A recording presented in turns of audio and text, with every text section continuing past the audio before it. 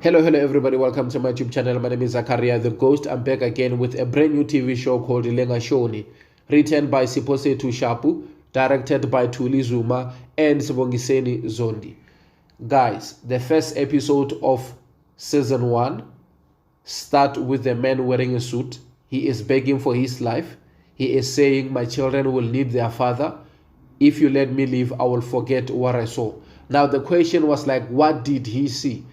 They didn't show us who was pointing the gun at him. They didn't show us what really happened. But we understood that what he saw is something that whoever who is next to him doesn't want him to go and tell people about what he just saw. And we saw that they were at Vaal, and Vaal is the biggest river in South Africa. Now, at that point, you can tell that whoever want this guy dead, he is not playing or she is not playing, and the plan is to kill him and throw him into the river. They want to get rid of him because of now the secret that he saw. It is something that they don't want it to get out there.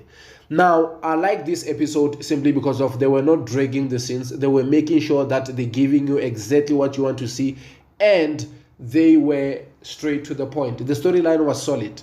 Now, they started the whole episode by introducing us to the Cele family. Mandla Cele, he is the husband to Puleng Cele, and they have 2 children, NJ and Bumi. And now, Mandla Cele was on the phone talking to Robert, the mayor.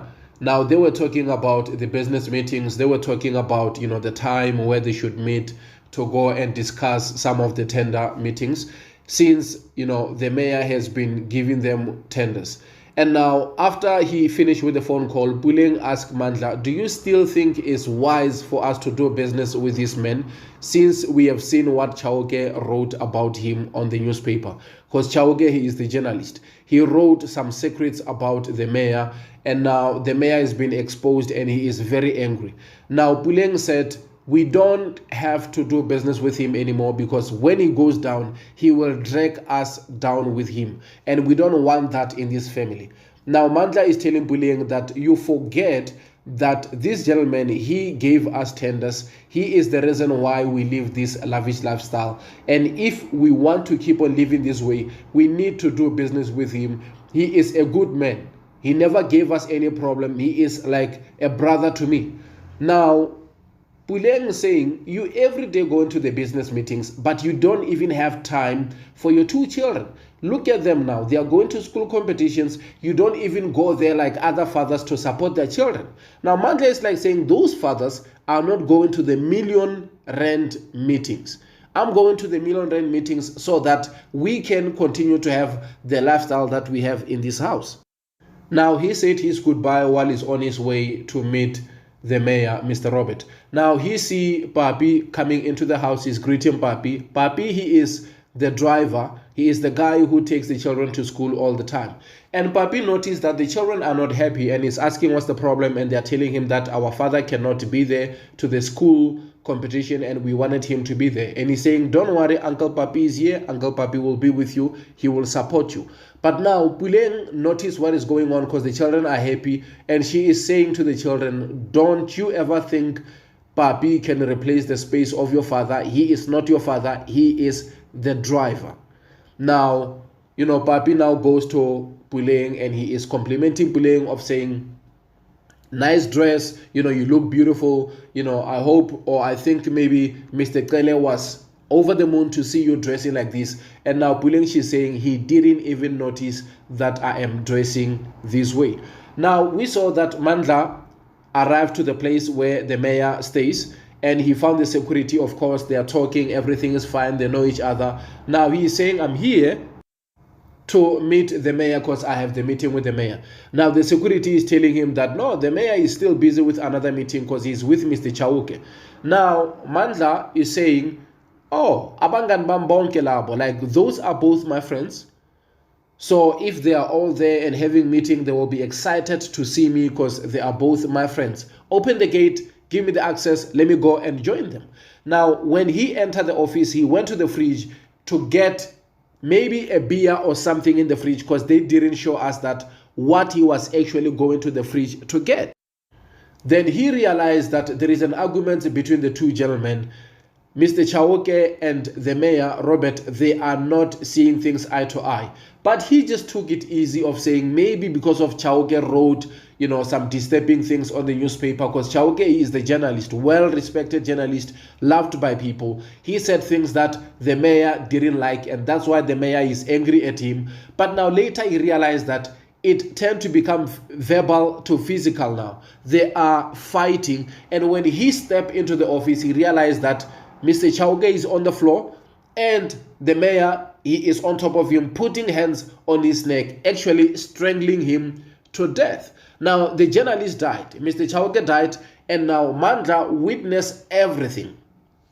Mandla wanted to run away, and now Mr. Mayor was like saying, my brother, Mandla, wait, it was a mistake. I didn't mean to do that.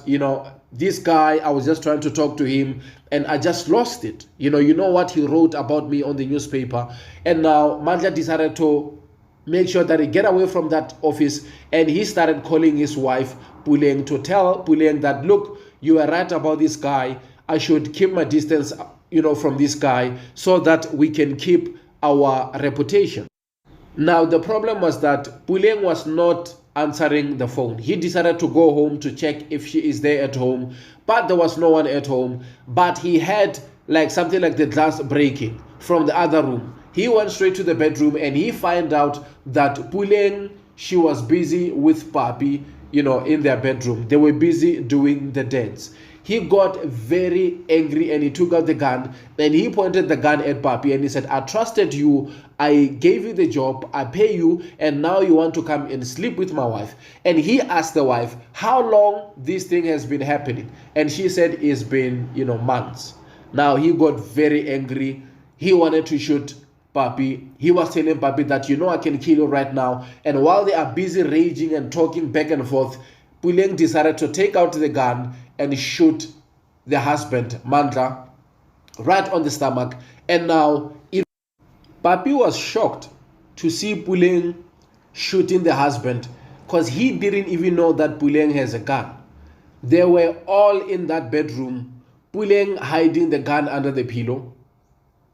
It's like she knew that one day the husband will catch her with Papi, and she knew exactly what she is going to do. And she told Papi that he was going to kill you. I had to do something, because the way he was angry, he was going to kill you. He didn't want to listen to me. Now, they thought Mandla died on the spot. And while they are busy planning about how to get rid of the body, what to do, they showed us the mayor on the other side talking to his assassin and telling him that, look, we need to get rid of Mandla and his family.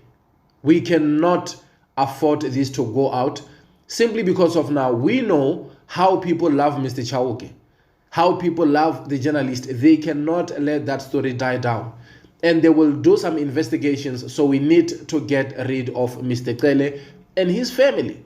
So now the mayor sent the assassin to Mr. Cele's house to go and take care of business. And when he arrived, he found out that there is blood all over the house, because they decided to pull him, to take him to the garage and put him into the boot.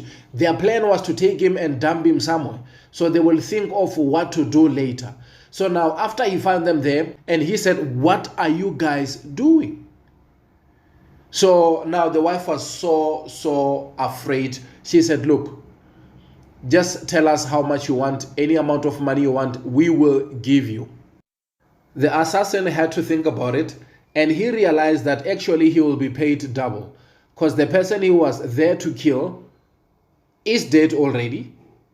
And now, if they are willing to pay him for the job that he was already paid for, so he took the money, and he said, I will take the money, but I will leave you with the body. You will continue with whatever you're going to do. So now they decided to drive with the body, and they found themselves at Vereeniging Vaal on top of the bridge. And now when they are busy arguing, because the lady, she's saying, I made a huge mistake. I was supposed to call the police and tell the police about what happened. At least we were going to say it was a self-defense. But now if we are driving with him and they catch us with the body on the boot, it's going to be a problem. While they were going back and forth, trying to figure out what to do, they had the sound from the boot and they realized that Mandla, he is still alive. Papi took out the gun, go out there, point the gun at Mandla, and he told Mandla that Mandla should come out of the boot. And he said, you really want to tell me that you don't want to die? After everything we did, you are still alive. That's when he pointed the gun at him, and Mandla was saying, just let me leave. What I saw, I will forget. I have children that I have to look after. Puleng on the other side, she was screaming at Papi, saying, Papi, we are making a huge mistake. We should go to the police. You should think about it before you pull the trigger. Don't kill my husband. Don't kill Mandla. And now Mandla was saying, yes, Papi, listen to Puleng. She is right. Listen to her. And now right there, I loved that, scene, because of now things were reversed. Remember, not long ago, Mandla found Papi with Puleng in their bedroom, and he took out the gun and he pointed the gun at Papi, and he wanted to kill Papi. And Papi was saying, Grootman, I know you can kill me. Think about it. Let's talk about this thing. And Mandla didn't want to listen. Puleng was even saying, Mandla, please don't kill Papi. Let's talk about this thing. He is our driver. Let's sort things out. And Mandla didn't want to listen. And she decided to take out the gun and shoot Mandla. And now things are changed. Because of now, Papi is the one who's holding the gun and he's pointing the gun at Mandla. And Mandla is begging for mercy. And Mandla now, he feels like his wife, Puleng, should be the one who will save him from Papi. Not remembering that he was in that position before, pointing the gun at Papi, and Puleng tried to do the same thing to save Papi, but he didn't want to listen. Now, that scene, it was nicely done. I loved it a lot. And look at Papi. He remembered that this guy, Mandla, was not going to let me leave. He wanted to shoot me. If it wasn't for Puleng, I could have been dead. And he pulled the trigger of saying, I cannot make the same mistake that he made, because if I don't kill him now, he is going to kill me for sure. I love that scene. It makes me, think and laugh, because of things can just change in a matter of hours. And you find yourself in a position whereby you are trapped and there is no one who is going to save you. Because now when he is looking down, he sees that this is the Vaal River. The water is moving. The distance is crazy when you're thinking about falling from the bridge. And he knew it. Even if I just fall without being shot, I am still going to be injured and I still have to survive the water. And I love that. It was nicely done. Then we saw later the assassin going back to Robert, the mayor, and telling the mayor that, don't worry. Now your man, he is sitting wherever with his ancestors and they are drinking tea. The job is done. And it was the easy job. And they were both happy of saying, at least we managed to execute that job nicely. But now, when they were arguing, Robert and Puleng said, you don't even touch me. You don't even see me as the woman here. You always go into the business meetings. And Papi, he is here. He take care of the children. He take care of me. That's the reason why I finally made a mistake to go to bed with him. Now, she was blaming everything on Mandla. And Mandla saying, oh, now everything is on me. Guys, I appreciate you guys showing me love and support. Thank you.